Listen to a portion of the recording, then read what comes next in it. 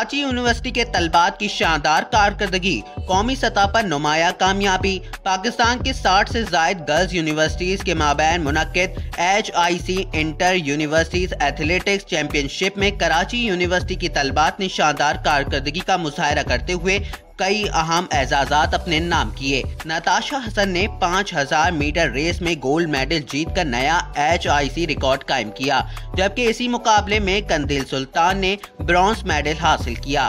Karachi university की इस शानदार कामयाबी को पाकिस्तान भर में सराहा जा रहा है। तालिबात की मेहनत और कोचेस और मैनेजर्स की अनथक कोशिशों ने यूनिवर्सिटी का नाम रोशन किया।